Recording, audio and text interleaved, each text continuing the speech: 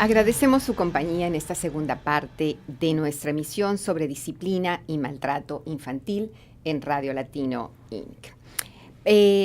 Preste atención a estos siguientes signos de abuso o abandono. De acuerdo al Centro de Control de Enfermedades de Estados Unidos, y ojalá, reconociendo estos síntomas, pueda ayudar a alguien que esté necesitando ser escuchado.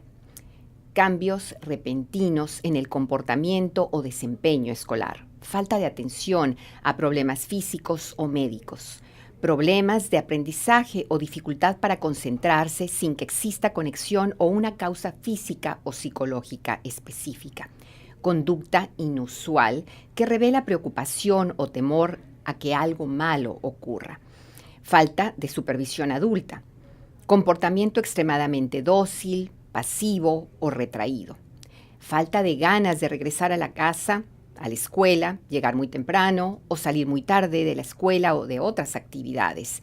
Estas son solamente algunas señales de alerta. Las cifras, las estadísticas también tienen rostro. Catalina Urrutia tiene una larga y penosa historia que compartir. Historia que muestra que el maltrato en la niñez y la juventud deja cicatrices difíciles de borrar y que marcan sin duda el resto de su vida. Katy, como le decimos quienes la conocemos y admiramos, se armó de valor y decidió hablar del tema y buscar ayuda. Y no solamente eso, sino compartir su historia con Expediente Rojo y con aquellos que quieran escucharla y que tal vez a través de su testimonio evitar una víctima más o tal vez en lo posible una muerte más que lamentar. Katy, bienvenida. Muchísimas gracias por estar con nosotros en esta oportunidad y quisiera pues definitivamente que comencemos con tu historia, con tu niñez, con ese tormento de tu niñez. Gracias, Miss Zuli. Esta oportunidad quiero hablar un poco sobre lo que es el maltrato infantil, que comúnmente lo encaramos o lo escondemos y a veces lo tratamos de confundir con lo que es la disciplina. Es una línea tan delgada, tan fácil de cruzar. Nosotros somos una familia de 6 hermanos, donde sí se vivió una violencia, donde sí se vivió un maltrato hacia cada uno de nosotros. Ese maltrato sí deja secuelas, y usted mencionaba una de ellas que es un poco de temor, nerviosismo, el hecho de no querer regresar a casa. En esas circunstancias fue nuestra vida un poco maltratada, sin que hubiera alguien que se preocupara por decir esto no es disciplina, esto no es respeto, esto es temor, esto es violencia hacia la niñez. Y pues llega un momento en que uno como niño lo toma como normal. Y quizás ese es lo más grave, tomarlo como normal. Así pasó el tiempo. Yo iba al 4º, 5º grado cuando definitivamente mi mamá se separó de mi papá. Y quizás fue como un receso de un poco de maltrato. Sin embargo, ya habían secuelas en la familia nuestra. Un hermano abandonó el hogar. Mi hermano Carlos Alberto, de apenas 10 años, decidió mudarse con una tía, y el descuido de ella, él se perdió en el trayecto junto con ella. ¿Me permites interrumpirte? Quisiera saber de dónde eres y cuántos hermanos eran. Correcto. Bueno, soy de Centroamérica, del Pulgarcito de América. Soy salvadoreña, con todo orgullo. De una ciudad muy preciosa que se llama Moncagua. En náhuatl significa lugar de aguas, piedras y conejos.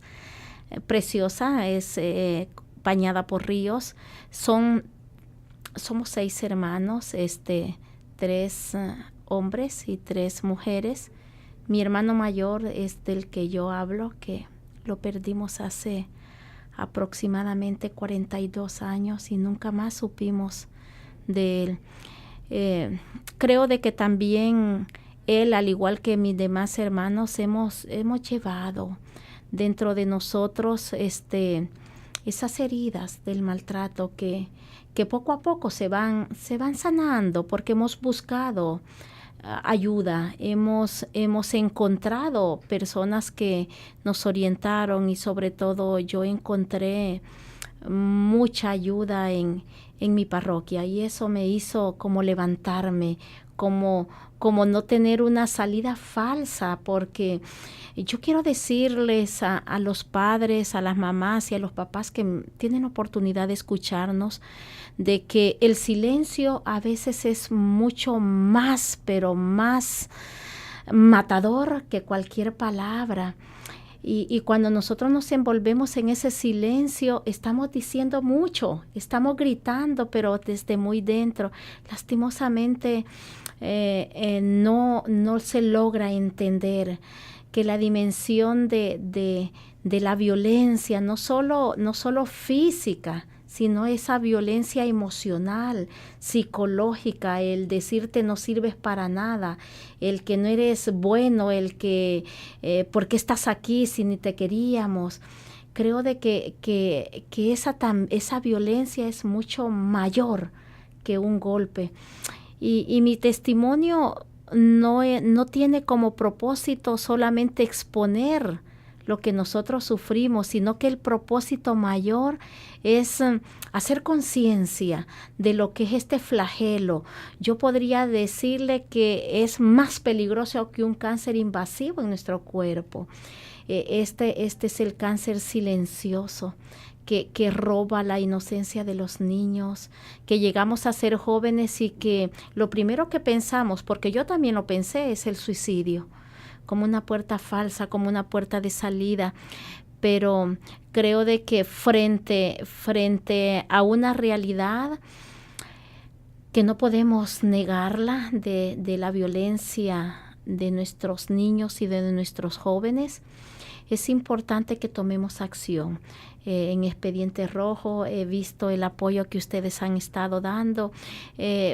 Tuve el valor de compartirlo con ustedes en el afán de educar y de reeducar, que es mucho más difícil, a nuestras familias.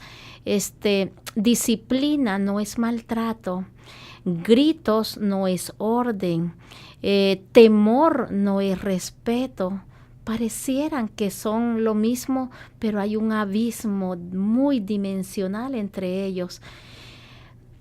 Yo ha pasado tanto tiempo y formé mi familia con 4 hermosos hijos, 2 hombres y 2 mujeres.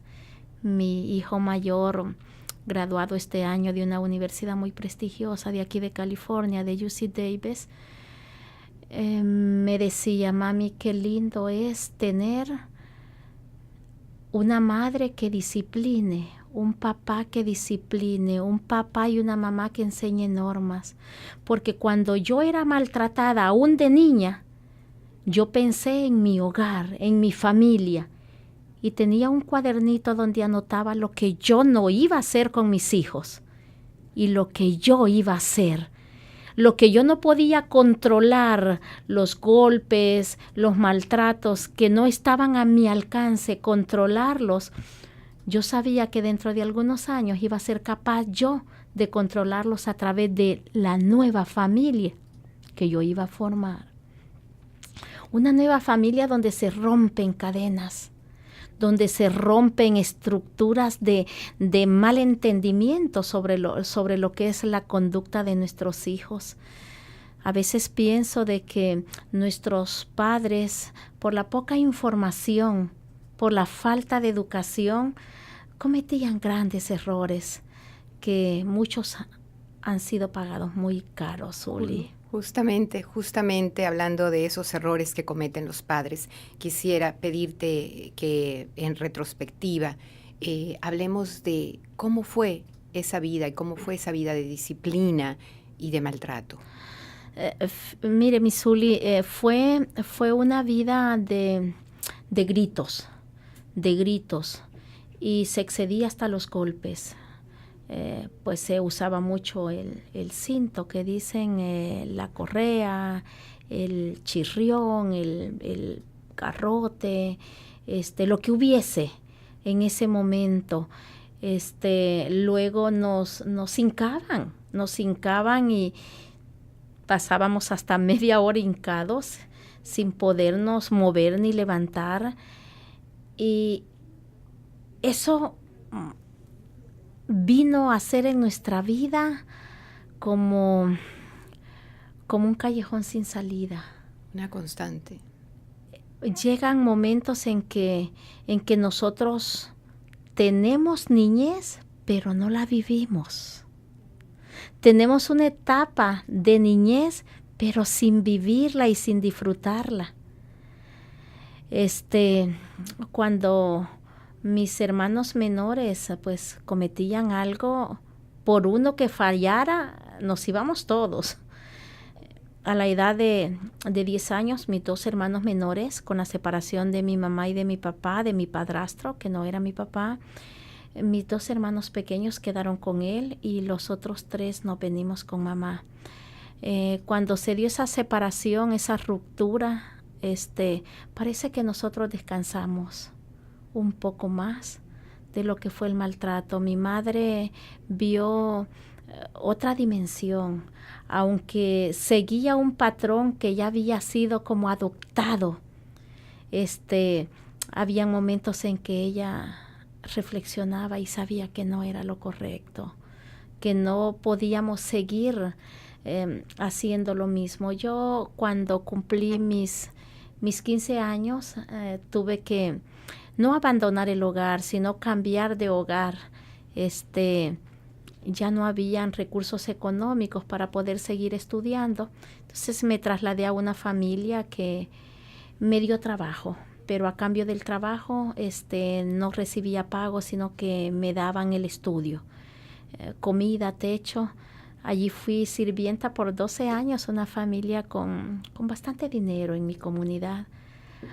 Así pude salir totalmente casi de lo que fue el maltrato ya juvenil. Yo ya tenía 15 años, Zuli, pero esa misma ayuda, esa misma mano amiga que me tendieron, porque no solo fue una persona, sino mis maestros, mi párroco, mis catequistas, eso me impulsó tanto que logré ser profesional. Llegué a ser maestra, llegué a estudiar en la universidad, a graduarme de la universidad, a sacar una carrera extra dentro de la universidad. Me quedé estudiando y trabajando a la vez. La universidad, una vez me graduó, me dio trabajo ahí mismo y me becó.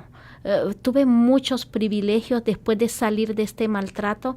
Parece que se me abrió un espacio de otro modelo de vida. Y lo primero que pensé es que en mi área profesional me dediqué mucho a formar padres. Siendo maestra, agarraba a los padres y tratamos de hacer escuelas para padres, no de padres, sino para padres, para combatir ese flagelo que yo dije, que cuando era niña no lo iba a permitir que se siguiera reproduciendo. Y eso me ha traído hoy aquí, mi Zuli, hablar, hacer un poco de conciencia, como hacer un alto a la familia. Un hijo es lo más amado dentro de la familia y como es amado, no debe de ser maltratado. Así es, definitivamente. Y Katy, bueno, tú eres un ejemplo de estas lecciones aprendidas, pero tienes obviamente parte de esta historia, lo que te ha hecho, lo que te ha fortalecido a lo largo de todos estos años, tiene lamentablemente este origen. Quisiera saber qué pasó con tus hermanos, qué pasó con tu mamá y si tú volviste a tener contacto con aquella persona que te maltrataba. Digo, una vez desarrollando y superando. Oh, sí, mi Zuli, sí. El núcleo familiar no lo perdimos, el vínculo familiar no se perdió. Mamá tuvo que emigrar a este país con la guerra que nosotros vivimos, una guerra muy cruel. Emigró para este país y yo tuve que quedarme con mi abuelita. Y efectivamente yo veía a mi padrastro la situación siempre fue dura. Él fue el que infligía los castigos. Correcto. El último castigo que yo tuve de parte de él, imagínese, Zuli, yo tenía 21 años, yo ya era profesional, yo ya era una maestra. Y fue un incidente muy duro, dentro de la misma calidad de respeto que nos enseñaban hacia nuestros progenitores. Yo tuve que ir al hospital. Yo ya era maestra. Aún aconsejando de no violencia, yo la sufría aún ya, siendo una muchacha de 21 años. Fue la última vez que mi padrastro me pegó. ¿Puedes compartir por qué fue? Fue una situación bien difícil. Yo llegué a su casa, no vivíamos en la misma casa, pero sí cerca, para recoger mi sobrinito, y se molestó mucho y quiso maltratarme, decirme palabras feas, con las mismas ofensas de siempre. Y me armé de valor y le dije, ¿sabe qué, papá? Yo le decía, papá, hasta este día yo no quiero más maltratos, ni ofensas, ni que me conteste, ni me diga cosas malas. Y yo recuerdo bien cuando me dijo, oh, yo puedo hacer esto y mucho más, tú no tienes que decirme. Y agarró, había un pedazo de palo, regla, y recuerdo de que comenzó a darme con él. Los conté los primeros, casi 13 golpes. Y así regresé a casa llorando, con un poco de mí. Presenció eso mis 2 hermanos menores que tenían conocimiento, pero no se metieron. Una tía, hermana de mi papá. Cuando yo llegué a casa con mi abuelita, ella se sintió muy mal y me dijo, esto no puede seguir, ¿por qué no te corriste? Y yo le dije, me enseñaron a no correr, me enseñaron a agacharme, pues, y usted lo decía, Zuli, de que como que nos forman un patrón a nosotros cuando somos víctimas. Desde niño aprendimos a que teníamos que esperar por el castigo. Y yo tenía 21 años, se puede imaginar. Ya era una estudiante universitaria de 4º año. Y aún así seguía sumisa. Usted habló de la sumisión. Y ese día que decidí alzar mi voz, me fue tan mal. Fue entonces cuando decidí que no me iba a prestar a un maltrato más. Creo de que la iglesia ha formado un carácter maravilloso en mi vida de perdón. Porque sí seguí frecuentándolo. Él murió y cuando murió yo pude tener la capacidad del perdón. Y lo que hoy estoy trabajando es la sanación de esas heridas. Usted lo dijo, quedan secuelas, quedan pequeñas heridas. Creo que ya es un rasguño pequeño el que ha quedado en mi vida, pero yo sí busqué ayuda. Quiero contarle la experiencia maravillosa que cuando yo comencé a trabajar en una de las universidades más prestigiosas de mi país, en la Universidad de El Salvador, me hice de muy buenos amigos que me enseñaron a ver el valor que como seres humanos tenemos. Y cuando yo entré a una comunidad de jóvenes franciscana, fue maravilloso el acogimiento que yo tuve. Y ellos fueron como los que tendieron esa mano amiga, los que me enseñaron a que, a pesar de lo que yo había vivido, había una palabra mágica que se llama perdón. Y sigo practicándola, Zuli, es maravillosa, pero quiero decirle a las familias que si nos pudiésemos ahorrar esa palabra mágica dentro de las familias, fuera lo más maravilloso. Hoy veo diferente el mundo, Zuli. Dios me ha bendecido con mis hijos. Tengo grandes hijos que son, no podría decir modelos, para mí son como la semilla que Dios me permitió sembrar y después de sembrada cuidarla. Tengo un hogar maravilloso, un esposo preciosísimo que lo que sufrí de maltrato, creo que con él lo estoy gozando porque con él nunca he sabido que es un maltrato. Quiero invitar a las familias a que den un paso hacia adelante, Zuli, para que este flagelo del maltrato y la violencia infantil tenga un término. Maravilloso. Muchísimas gracias, Katy, por compartir esta historia inspiracional, definitivamente. Amén. Así es. El maltrato infantil ocurre sin duda, como lo hemos escuchado, con nuestras invitadas en todos los niveles sociales, socioeconómicos, culturales, en todas las etnias, en todas las religiones y en todos los niveles educativos. Y este problema parece ir escalando sin control. La línea entre la disciplina y el maltrato, como ya lo hemos comentado, parece desdibujarse, o bien porque se desconocen las reglas y las leyes de este país o de otros países, o simplemente se ignoran por los mayores, por los padres o quienes están a cargo del cuidado de los menores. Es importante que entendamos que la exposición frecuente a la violencia en el hogar no solo predispone a los niños y a los jóvenes a problemas sociales y emocionales, problemas físicos también, que también de alguna manera les enseña a que la violencia es una forma normal de vida. Por lo tanto, los pone en riesgo de convertirse en víctimas o en abusadores al ser mayores. Y lamentablemente no todos los casos de violencia y de abuso infantil se denuncian o son investigados. Por ello es tan importante las campañas de prevención. Si usted sabe o sospecha de un niño que ha sido maltratado, comuníquese por favor al 911. O bien a la policía local o a la Agencia Estatal de Servicios de Protección al Menor.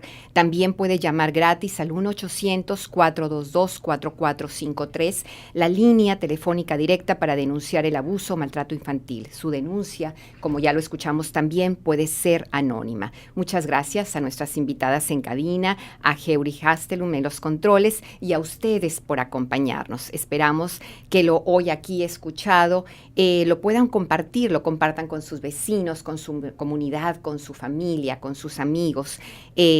Simplemente sigamos construyendo puentes de confianza. Se despide Zuli Román y hasta una próxima emisión de Expediente Rojo en Radio Latino. Gracias.